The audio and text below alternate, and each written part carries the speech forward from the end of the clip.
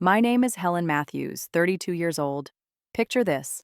I'm standing alone on a massive graduation stage, clutching my hard-earned master's degree, staring at 5 empty seats that should have held the people who mattered most.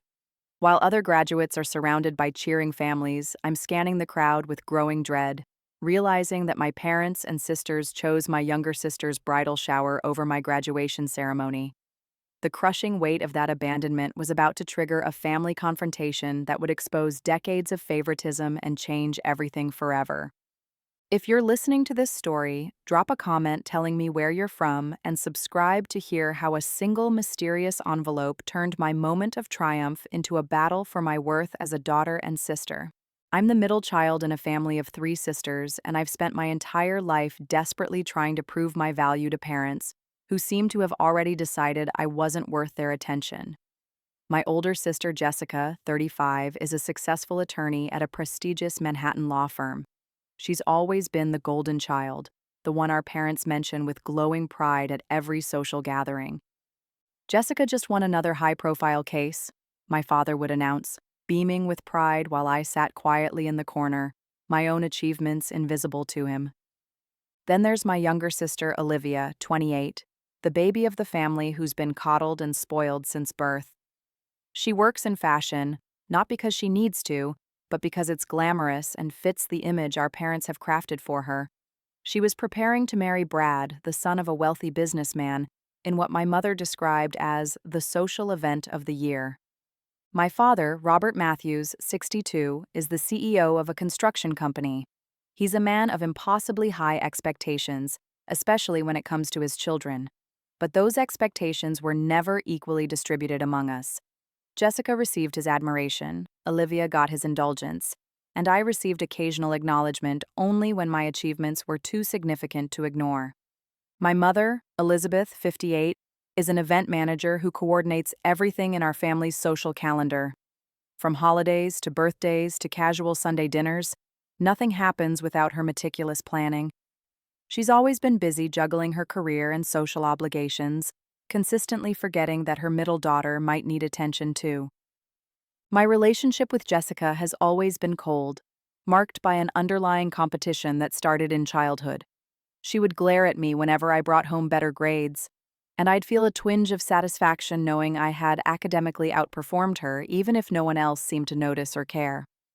With Olivia, the dynamic is different but equally painful. I genuinely care for my little sister, but to her, I'm practically invisible. The forgettable middle sister who's neither as successful as Jessica nor as charming as herself. She calls me only when she needs help with something technical or practical, then forgets my birthday the following week. Growing up, I was consistently an excellent student, bringing home straight A's semester after semester. But my academic achievements were routinely overshadowed by Jessica's debate tournaments or Olivia's dance recitals. I have one particularly painful memory from when I was 15 years old. I had been selected to perform a piano solo at a prestigious youth concert, an honor that came after months of rigorous practice, perfecting every note until my fingers moved like clockwork. The night of the performance, I looked out at the audience, my heart racing as I scanned for my family's faces. What I found instead were 5 empty seats that felt like daggers to my chest. They had all gone to Jessica's tennis tournament instead. My mother later explained it away with casual dismissiveness. Jessica needed our support, honey. You're always so independent. When I graduated from college with highest honors, only my mother attended, and she left after 30 minutes, rushing off to help Olivia prepare for a fashion internship interview. You understand, don't you, Helen? She said as she hurried out, not even staying for the part where I received my honors cord. This is such a big opportunity for your sister. My master's degree journey was different because I was completely on my own, both financially and emotionally. I paid my tuition through teaching assistantships and research positions, working late into the night while my classmates went to parties. I chose computer science with a focus on artificial intelligence, not because it was trendy, but because I genuinely loved the intellectual challenge. The long nights, the constant problem-solving, and the mental stimulation made me feel alive in a way my family's attention never had. Professor Thomas Reynolds, 58, a leading expert in AI research, became my mentor, and the closest thing I had to a supportive parent figure. He saw something in me that my family never bothered to notice. "You have a brilliant mind, Helen," he told me one day after I presented my research findings. "Your approach to problem solving is truly unique. I see great things in your future." For once, someone valued my intellect over my sister's more conventional accomplishments. 8 months before my graduation, Olivia announced her engagement to Brad with great fanfare. Immediately, our family WhatsApp group exploded with excitement and congratulations. My mother threw herself into planning what she dramatically called the event of the century. The bridal shower was scheduled at an exclusive resort, an all-day affair featuring spa treatments, gourmet food, and lavish gifts that probably cost more than my entire year's tuition. When I checked the date on my calendar, my heart sank. It was the exact same day as my master's graduation ceremony.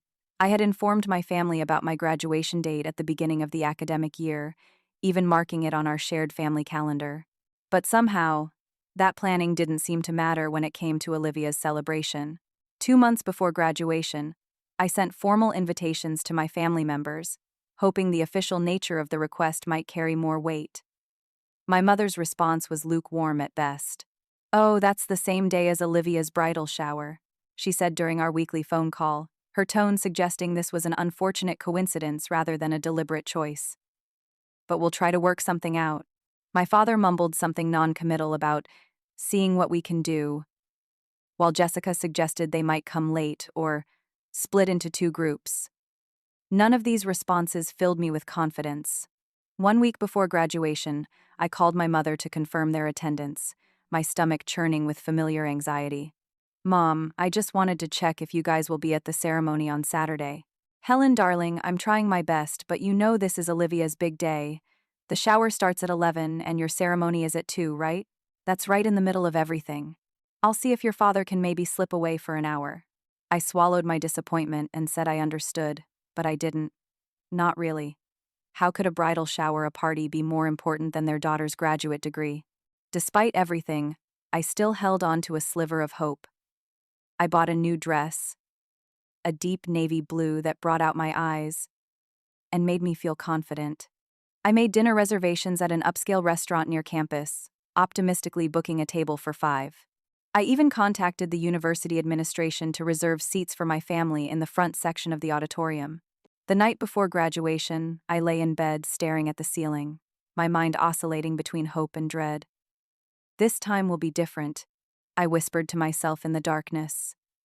"This is a major achievement. They have to come." But a small, cynical voice in the back of my mind reminded me of all the previous times I'd told myself the same thing, only to be devastated by their absence. I woke up at 6 on graduation morning with butterflies performing acrobatics in my stomach. Despite years of disappointment, I couldn't help feeling excited. This was my day. I had worked incredibly hard for this moment, spending countless nights hunched over my computer, debugging code, and refining my thesis until it was absolutely perfect.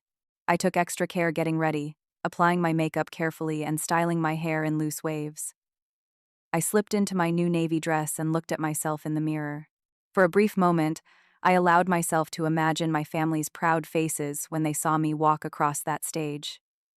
Would my father finally give me that approving nod he reserved exclusively for Jessica? Would my mother tear up with pride? Would my sisters feel even a twinge of admiration for what I had accomplished? At 8:30, I called home to confirm the plan, my hands trembling slightly as I dialed. No answer on the landline. I tried my mother's cell phone. It went straight to voicemail. Growing desperate, I sent a message to our family group chat. "Heading to campus now. Ceremony starts at 2 p.m. Looking forward to seeing you all there." By 9:15, I received a text from my mother that made my heart sink. "Getting everything ready for Olivia's shower. We'll try to make it to your graduation afterward. So proud of you, sweetie." That familiar feeling of disappointment started creeping in like ice water in my veins, but I pushed it away with determination. Maybe they would surprise me. Maybe this time would be different. Maybe the word try actually meant they would make it happen. I arrived at campus and headed to the gathering point for graduating students. The atmosphere was electric with excitement and nervous energy. Everywhere I looked, families were taking photos with their graduates' fathers adjusting their daughters' graduation caps, mothers dabbing away proud tears, siblings teasing and laughing together in the way only families can. I spotted my classmate Emma with her parents and younger brother. They were all beaming, her father's arm protectively around her shoulders while her mother fussed with Emma's gown, making sure everything looked perfect. When Emma saw me, she waved enthusiastically. "Helen, come meet my family," she called out, her face glowing with happiness. I walked over, plastering what I hoped was a convincing smile on my face. Emma's family was lovely, asking thoughtful questions about my plans after graduation and offering genuine congratulations on completing such a challenging program. "Where's your family?" Emma's mother asked kindly, looking around as if expecting them to materialize. "Oh, they're running a bit late," I lied, the words tasting bitter in my mouth. "Traffic, you know how it is." Just then, Professor Reynolds approached, his academic robes billowing dramatically behind him. He shook my hand warmly, his eyes bright with pride. "Helen, congratulations. I'm incredibly proud of what you've accomplished over these past 2 years. Are your parents here yet? I'd love to meet the people who raised such an exceptional young woman." "They're on their way," I said, the lie becoming easier with repetition but no less painful. "Bit of a traffic situation, but they should be here soon." "Well, I look forward to meeting them. Your research work has been absolutely exceptional. Make sure they find me after the ceremony. I have some wonderful things to tell them about your future prospects." I nodded, feeling a lump forming in my throat. Professor Reynolds' faith in me was both heartwarming and heartbreaking.